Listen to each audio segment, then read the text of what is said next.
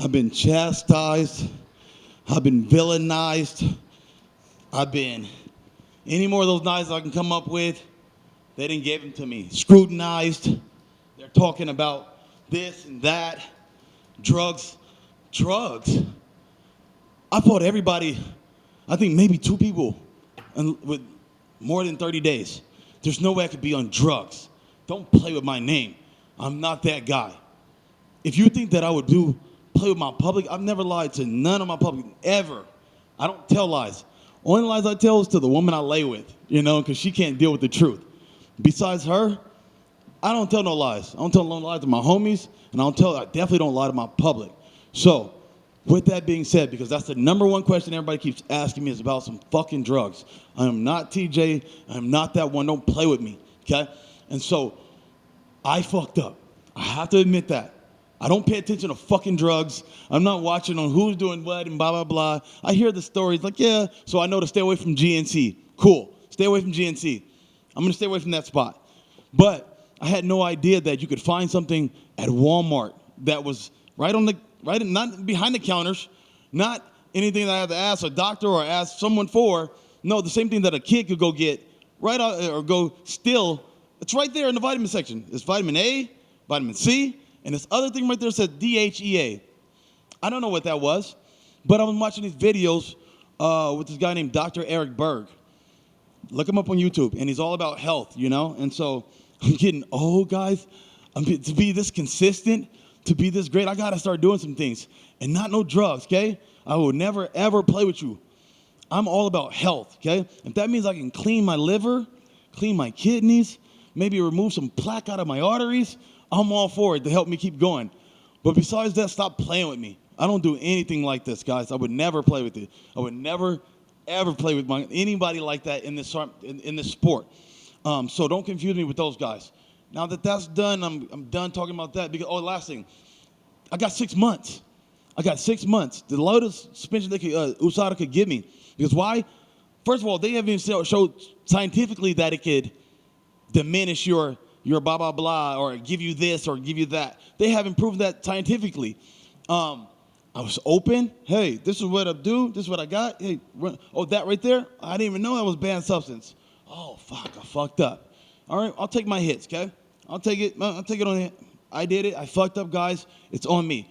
But besides that, I'm an open book, okay? I opened up my cabinet and show you exactly what I do. I don't have no lies.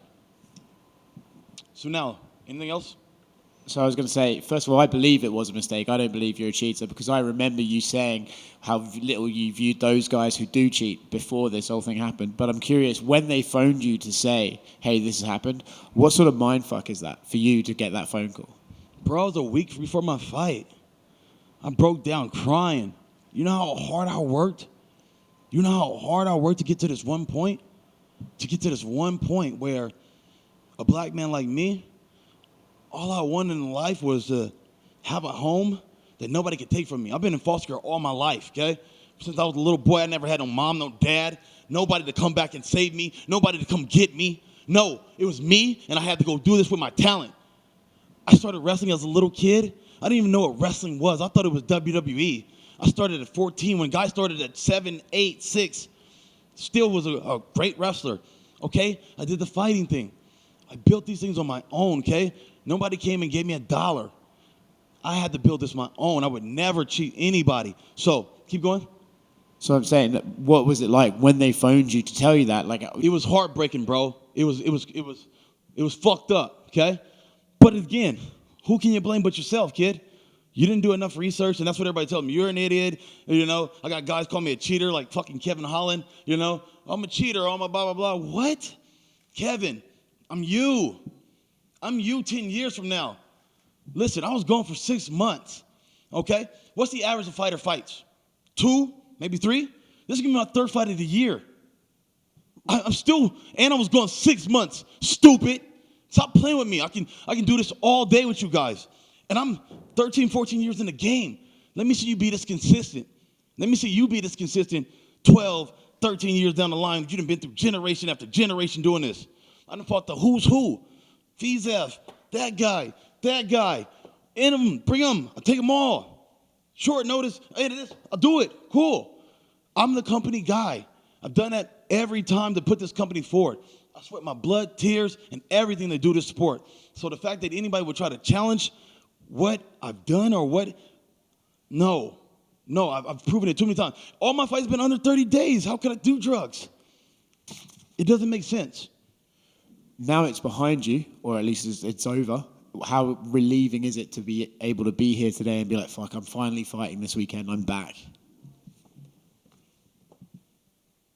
Some people were saying I was cut. I got dropped from the roster. Surprise, surprise, I'm still here. I ain't going nowhere unless I choose to go. So at the end of the day, it don't matter how it feels or all those feelings. I'm a man. I don't got no choice about how it feels. I got work to do, okay? And that's all I focus on, the work. I'll let y'all do the talking, and I'll do the fighting.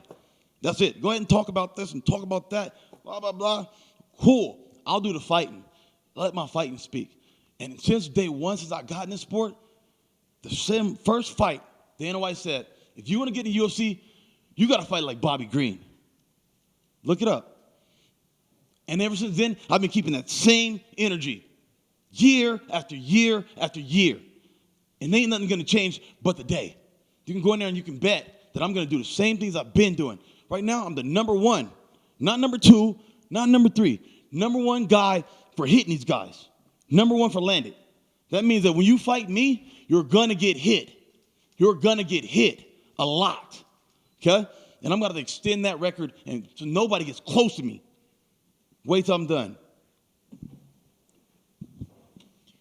I just was curious, what was the most difficult part of that 6 months? Was it not being able to fight? Was it people, talking bad about you? Was it the uncertainty? What was it that was the hardest? I think it was like having to tell my son that he couldn't come to the fight. This is the first time I invited one of my sons, my oldest. Like, okay, you're old enough now, you're 14. I want you to come and be a part of this. I'm going to bring him around in my corner, and I wanted them to be more. And it turned out he couldn't be in the corner until he was 18. So, all right, well, you're going to take a seat in the back. But I wanted him to be more a part of this. Hey, this is what your daddy does, So I think that was the most heartbreaking part, was to tell your kid, like, hey, you're not going to be able to go to this fight. I know I had you, and we were planning this, but your daddy got popped for drugs. And they're like, what? Wait a minute, let me explain this to him. Like, I don't do drugs, kid. I know, Pop. It's just something happened. So I think that was the hardest part, to tell all my friends and family. Every time I got on the phone, I just broke down and cried, because they spent so much of their hard-earned money and the tickets and the planes and the blah, blah, blah. I just broke down every time, I failed you. I failed the public. I failed my fans. So that was the biggest part for me, was the failure of, especially after doing the Islam thing. Everybody thinks about your last fight. Whatever you did the last fight, that's what they think of you as. So I have to go wash the taste out of this mouth that was on 10 days' notice. I just still had sore knuckles and shins from my last fight that went the whole distance, and I punched the shit out of that guy. Now you guys want me to jump in here 10 days later after being on vacation, smoking my ass off, and now you're like, hey, jump back down the weight and do this again. Fuck it, I'll do it. The company needs it, I'll do it. Cool. But I'm not going to leave that taste in there. So I'm thinking now, I get to show you who I really am. That Islam fight was that. And here I am again with another, So sometimes it's my luck, I guess, I got 2 fuck yous. Do you feel like this makes you more dangerous to go in now that you've got a little bit of something to prove more than just a fight? More dangerous? I don't know about that, sweetie. I don't know I don't know about, y'all keep asking me about these feelings. Listen, I'm a broke kid that came from nowhere, okay? No mom, no dad, we don't get to address your feelings. Everybody's like, how did you do that? I never had no time to think about my feelings. I don't know how to feel. Yeah, I could say, oh yeah, I cried, yeah, and that was part of a feeling. I don't really have time to think about the feelings. I went right back to work and figured, hey, I'm going to make some money now that I didn't get this fight. Those are more my worries. How am I going to support my kids? I'm going to do these things more so than worry about my feelings. I got work to do. And I guess then putting feelings aside, what kind of fight are you predicting this weekend? This fight I'm predicting with Drew, I'm expecting to school him, Great guy, okay? Great guy. And I have nothing against Drew. But he's about to get schooled. I'm sorry. I just see some things in there that Oh, you move like that, you do that. Oh, that's interesting. Okay. Now check this out. I'm gonna do this, you know? You ain't learned this part yet. Oh, I'm gonna do this, you know? I'm finna show him some shit he ain't never seen. That's the cool thing about me is like, when I fought Clay, I was like, man, I'm gonna show him something he's never seen. He's fought everybody. Let me show him something he's never got to see. I'm gonna do the same with Drew. Thank you. Hey, Bobby. Is the fight with Jim Miller just cursed? You were supposed to fight him in 2014, last year, this year. Like, is it I cursed? blew my knee out one time getting ready to fight him. I passed out after making weight getting ready to fight him. And now the last one has this. It's like, I'm like, does God protecting this guy? Does God not want me to touch him? You know? Is this guy blessed? I'm so afraid of Drew. I mean, I'm so afraid of him, you know, Jim. I'm so afraid of him. Like, God don't want me to touch you for some reason. I'm scared to fight that guy now. Like, and I'm thinking about maybe in UFC 300, we'll do it. But I'm so scared that I ain't gonna lie, I'm a little nervous, you know? For sure. And then today is actually the 9-year anniversary to the day of your win over Pat Healy, which was another short notice fight. I just want to know if there was anything leading up to that fight you could share. Man, I was hanging out with Nate Diaz right before his last fight, you know, and we were talking, and you know, somebody get brought up. Oh, Clay Guida. Oh, I beat that guy on like 3 weeks' notice. Oh, yeah, Josh Thomas, they brought up Thompson. I'm like, oh, yeah, I beat that guy on like 2 weeks' notice. They're like, what? And then I'm like, they brought up Alex Quinto. I was like, yeah, I knocked that guy out, you know? Like, what? Like, they didn't know. I'm like, and then Nate told me this. Every time I get to chill with Nate, I soak up every minute around him. He always says some really dope-ass diamonds he drops for me, you know? And he's like, tell your story. Nobody will know. If you don't tell your story, no one will know. They're gonna tell it for you, you know? And they're gonna say, oh, you're a journeyman. Oh, you're a gatekeeper. Oh, he's this. Oh, he's that. No, tell your story. My story is I've been stepping up here and doing the same thing consistently, giving fights a night. I done won so many fights of the nights and blah, blah, blahs because this is what I do, guys. I don't know how somebody called me boring. It's like, what? Stop. And then you said like most of your fights have been on super short notice, but your last one with Islam was super short notice. Like, how difficult was that getting the weight down? Like, what was the mindset? Was it just like, fuck it, I'm going in no matter what? Like, I think the hardest part about that sure was like the media. You know, not only I got to focus for my fight and I got to get this certain time in. The media keeps trying to film and, hey, can you stop and can you talk about this? Can you do this? And can we get you to do this and do? Bro, I got to train for this fight and I'm trying to get this stuff crammed in. I spent more media time with these guys following me around and blah, blah, blah. I think that was the issue that I like had to realize for the bigger guys. Oh, okay. It comes with a lot of media and you need to be ready for that part. I mean, this might be dumb, but he got a title shot off of beating you. So, I mean, Everybody gets a title shot off of beating me. Everybody does. Fizeps is up next for a title shot. I'm like, what? These guys, everybody, I guess I'm that guy, you know? I'm that guy. were you, I guess, impressed with his win over Charles Oliveira? Oh, yeah, he does his thing. He does his thing, you know? Gosh, I don't know if I should do this. Do it. But I'm so real. I'm the realest, okay? I was fucking around on my YouTube, right? And I found this little video, and it said Islam had a little trouble with drugs. But I don't see people talking about him. And so he was saying when he first came over that his school that he trained at in Russia, they just gave him vitamins, you know? They've been doing this since who knows when you start training. Imagine if you gave someone steroids from the age of 10, 12, 13, 14, 15, how strong you would be. People were like he was really strong. It makes sense now. There's two people that I moved around with. I'm not going to say their names, but I was like, that's interesting. I moved with thousands of guys. That was interesting. I told my coach the same thing. There was something interesting about Islam, and I felt it. I'm like, it's just not human. It makes sense. If I could do drugs, like, because our countries are different. Russia's been banned for the Olympics, you know. Their country's a little bit more okay with the drug use. We're under strenuous drug stuff over here. There it's a little bit different. They're behind their fighters. They want them to be stronger. They want them to be more manly. Over here we don't. and it's just what it is. But imagine if I could do that. I would kill everybody, you know? And so it makes sense to me. Now, I wonder why those Dagestanians were winning so much. They've been bred to do this. That's why I could train a 9-year-old against a bear. We've been doing this stuff since kids. They've been bred to be better than us. I'm sorry. So they're going to win. It's just what it is. We're a little too pussyfied over here. You know, we can't do that. You can't do that. Those other countries are trying to do it. And that's why they're having so much more success. Hey, did you enjoy seeing Sean Strickland just now? It looked like you did. Where? He here? He's here? Where? Sean Strickland. I thought you said Sean O'Malley.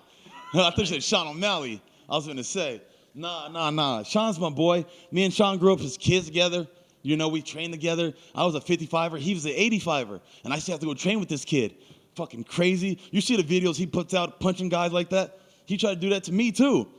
Not me. I used to beat that kid up, you know? I gave him a concussion. He gave me a concussion.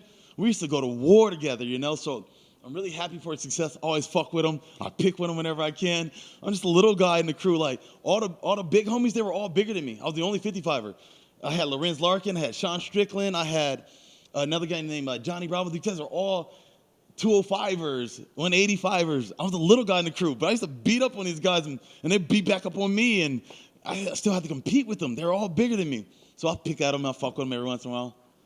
Strickland told us that he thinks you're crazy. So what's it like to be the one who Strickland... He realized I'm crazier than him. Yeah. And he realized I'm crazier than him. I didn't prove it. As a matter of fact, he stole my style. Oh, you know all that mouth? You know all that mouth that he does that y'all talk about? We used to do that in the gym. And he got so pissed off at me because I was doing that mouth. And now I'm like, bro, you took my swag. You took my style. You used to be mad. He used to try to kill me in the gym. We didn't got in fights because your mouth, you know? And I'm not even saying nothing like disrespectful. I'm just like, oh, nope, you missed. Yeah, you know? And he don't like that. Now look at this guy. He's stealing my swag. Well, he came out here and roasted us all for about half an hour. So have we got you to blame for that? Oh, yeah? Sean is a fucking character, bro. There's nobody like that guy. Man, he was my arch nemesis for a second when we were first coming up. And then finally I just understood he's just who he is, and you got to understand his character, and that's it, you know? But he's a good dude. With the holidays coming up, what's the best and worst things about Christmas for you? I haven't done no Christmas shopping. My kids are looking at me like, what I'm getting for Christmas, Daddy? So I got to go home and do some emergency Christmas shopping. I'm just going to take them to the store and say, get whatever the fuck you want, you know? Get it all, get whatever, you know? For someone like me, I like to, I eat a lot and drink a lot over Christmas. As an athlete, have you got one pro tip for post-Christmas, weight loss, fitness ambitions? I don't know if I should say it. But I'm probably I do what I do, brother. I'm going to have a smoke, I'm going to have a smoke. Some guys drink. Some guys do drugs. I smoke weed, I'll go back and think about everything that happened in the fight, sit back and suck it all in, have a smoke, and then come back and maybe do it in February against Dan Hooker.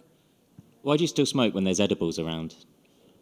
It ain't the same. It ain't the same. First of all, you can OD over edibles, okay? And if I was doing edibles, I'd probably OD because I smoked that much, I smoke any fighter under the table. Anyone. You put them up to the test, I'll smoke you under the table. What about journalists? Journalists? You think you can smoke journalists under the table? Let's go. Who wants a battle? I'll give it a go. Okay. First of all, I don't smoke bongs, pipes, or any of that stuff. You got to smoke a backwood. You know what a backwood is? I smoke only cigars. And they're huge cigars. And I'm going to put at least 3.5 in the fucking blunt. And I'm going to smoke probably 15 of those at least. Over how much time? Over I'll wake up and smoke 2 of them, so I'm already going to beat you there. You're going to be like, I'm good, bro. And then I'm like, oh, man, we're going to go eat. And then I'm saying we got to smoke after we eat. And after that, we got to smoke again before training. Bro, you'll be done after 4. Then you're already in smoke 15 grams in a matter of hours? I think 2 hours, 3 hours? If I was training with you, it would be the training that would do me in, not the smoking. Man. Are you going to get to have your son here for this fight? No, sir. This Apex is small. Excuse me. This Apex is small. I just came for business, guys. I didn't invite anybody. I didn't want on. Right now, I felt like I was getting this point where every time I did a show, the crowd was going crazy for me. I was like, what? And the next show I did, it went crazy for me. I'm like, I'm not even from here. They going after my name. What's up? Okay, good. That's dope. So I feel like I was getting this new buzz. I'm feeding off of that. Then you guys put me in the apex with Islam and try to kill me. All right, whatever. Now I'm back in the apex again where I can't get that buzz again. It is what it is. I came for business. I'm going to go out there. I'm not even going to do my jump in the cage or none of that. It's business. I came in, business. When we get back to the show, when y'all put me in front of crowds, then I'll do my show. I was gonna say, I know on the way up, you've always been doing this for yourself to make a better life for yourself and a better life for your family. When did that first moment happen when the crowd, you started hearing that chanting, and what does that do for you now that you got these people that are enamored with your story and your path? Man, when I hear that crowd, it's like I go into another place, you know? I don't care how I feel. I don't know where I'm going through, how tired I am. If I hear that crowd, I'm going to go fucking nuts. It's just my thing. This is what it is. So I really want to get back to them crowds. I figure I could go take Dan Hooker and his home crowd and win them over, you know? That'd be a fun one. Well, speaking of that, I mean, looking at this fight, I mean, does this fight immediately either have, in your eyes, the fight of the night candidate, or would you rather this be more of those performance of the night bonus? When you say that, people think it like, oh, if I said fight of the night versus performance means that I didn't get beat up, you know? And then when you say fight of the night, it says, you guys were standing there rock'em sock'em robot and both of you are beat up, you know? I say it's going to be a bit of both, you know? I come for carnage. I come for to fight. I come to, hey, right in your face, what's up? Let's go, you know? Let's go. You bring your shit, I'll bring my shit, and let's just throw them, you know? But I think that a lot of people you don't realize it is that it's a beautiful dance. It's a beautiful thing that's happening. I'm in control. I know exactly what's happening. I know where the punches are going in these crazy fights, you know? Hey, I get touched. Oh, okay, yo, you got me that one. But the other one was kind of here and the other one was there. You missed, you know? And that's what I'm here for. I'm here to bring that. So when you say fight of the night or performance, it doesn't matter, but I just want to make sure you're clear that I'm not playing. Like, this shit is planned, okay? Every fight that I go in there, I plan to do that. And I plan to make the punch go right over there and right across there while I hit him, you know? Are you the kind that watches tape when you have you seen fights of him, and do you think he's the type that's going to want to meet you in the middle and just and stand and throw down like you want to do? I think he will, you know? But I also seen him change his mind once he started getting clipped. He said, hey, I better start shooting too. So I'm expecting both. I came ready for whatever he's going to do. I can also take him down. Guys, I can wrestle. I just choose not to. It's not what the fans want to see. But at any given time, I could take him down. If I wanted to, I'll just shoot in and take him down. I could clinch him. I could run top game and be running the Khabibs, you know? But that's not exactly what you guys want to see. You guys want to see some poetry. And that's what my style is, poetry in motion. And I guess kind of going off with that, I guess, what are the keys to the victory? What needs to happen to make sure that you get your arm raised at the end of the night? What's the keys to victory? I can't tell you all that. I got haters watching, you know? I can't tell you the keys to victory. The point is, I'm going to get the victory. That's all I know, you know? I got a lot of things that I couldn't even explain if I told you. Like you wouldn't even understand it because you don't understand fighting to the highest level, you know? And so I could say, it's going to be this with the timing. It's going to be this with that. And you're like, oh, he said something about timing, but do you truly know what I mean, you know, by breaking rhythm? Do I mean by changing this and moving that? And you wouldn't understand. So at the end of the day, I just know I'm going to get that victory. That's awesome. Best of luck on Saturday. We good?